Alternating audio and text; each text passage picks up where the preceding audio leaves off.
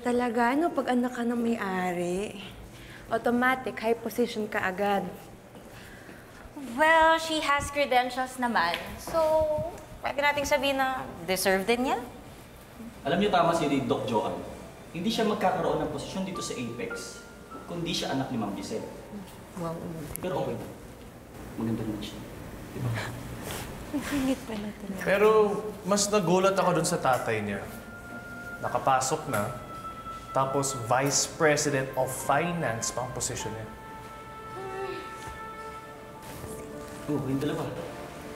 Wala ba kayong marites na opinion dyan sa pagpasok ni Sir Eric tsaka nung anak ni Ma'am Giselle? Tahimik niya yata, nakakapanibago.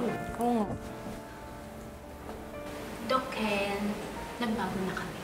Oo. Kung wala lang rin kami sasabihing maganda, might as well shoutout na lang kami. Tama si John Mark. Kailan ba?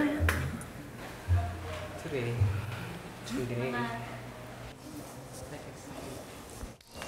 Yes. Justine, ito naman ang ating napakabait at napakasipag na medical staff.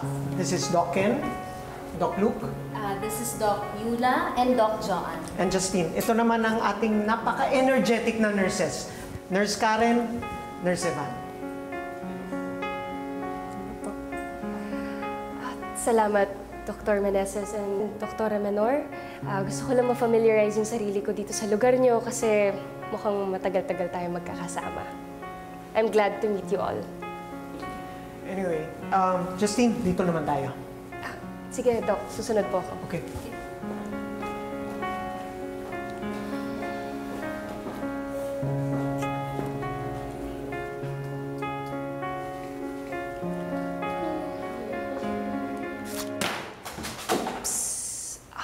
Sorry. Will you pick it up for me? Thank you.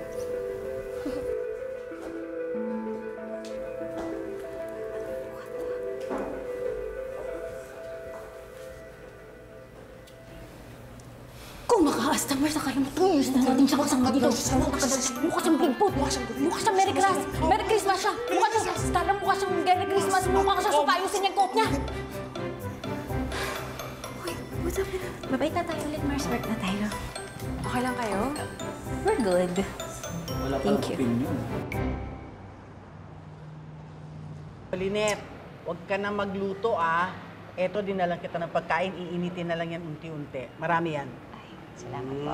At saka sigurado ako, pag lutong tiyang susa yan, talagang mapapadami ka ng kain dyan, Lynette. Miss na luto ko, I'm sure. Lynette, kamusta naman ang ulirang Asawa of the Year awardee? Yan. Alam niyo naman kung ano yung pinagdaanan ko, diba? Kung minsan nakakaramdam pa rin ako ng takot, pero unti-unti hinaharap ko yun para sa ganun, ma-overcome ko na yung trauma ko.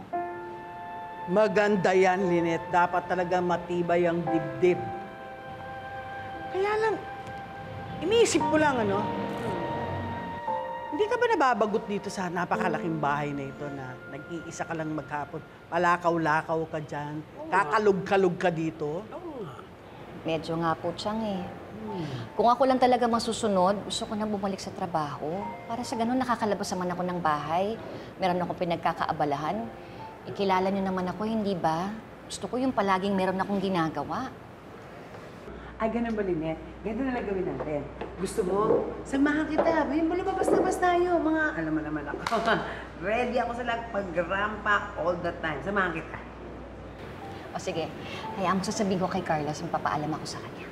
Mga ganyan, ipapahalan pa kay Carlos? Ano ka ba? Matapos nung nangyari kay Lynette, talagang ganun si Carlos. Gusto niyang malaman kung ano talaga ang lagay ni Lynette at all times of the day and night.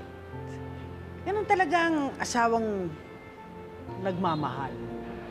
Nga pala, iniitin mo na to sa microwave at kakain kami ni Lynette. Sige na. Ito rin si John. Kuda ka ng kuda Ang dami niyong alam. Dati salbahe kayo sa amin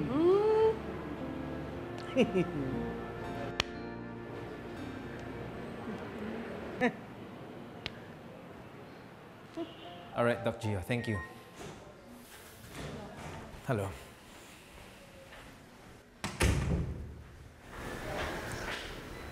Tara, Dok. Doc, are you okay?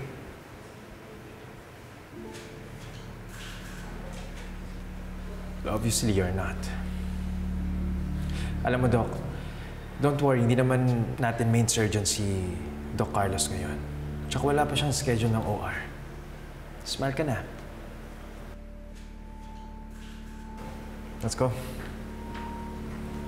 Dr. Mendoza. Doc. Dr. Javier, Dr. Santos, you need to scrub out. Oh, bakit po?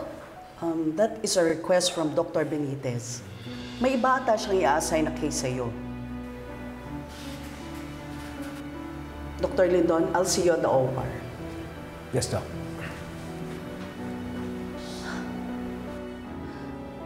Ba't ganun?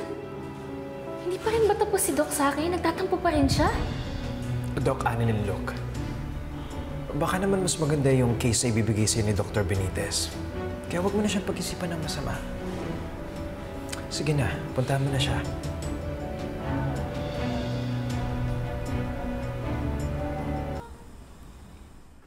Thank you, Thea. Thank you, Mom.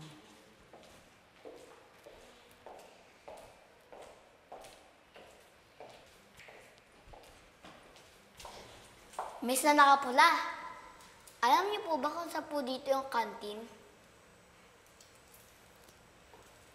Batang naka-white and blue. Anong ginagawa mo dito? Bakit wala kang kasama? Meron po. Nag-CR lang po si Miss Crystal. Bakit mo hinahanap ang kantin? Bibili po kasi ako ng cupcake para mapasaya po ang ate ko. Mahal po ba ang tinda dito? Kasi po, 5 piso lang po pera ko. Ang bait mo naman. Ano bang pangalan mo? Ako po si Mark Andrew. Pero po, ang tawag po nila sa akin, Andoy. At ako naman si Ma'am Giselle. Nasaan ba yung ate mo? Ay, ma'am, hindi ko po siya totoong ate. Hindi mo siya totoong ate? Opo, pareho po kaming walang nanay. Kaya po ang sabi niya, siya na po ang ate ko. Wala kang nanay? Opo, iniwan na po ako eh. Gusto mo ako na lang ang nanay mo for today? Talaga po? Oo ba? Gusto mo samahan pa kitang bumili ng cupcake at ibigay natin sa ate mo? Gusto mo? Ang swerte ko naman. May ate na ako, may nanay pa ako. Astig! Halika na nga.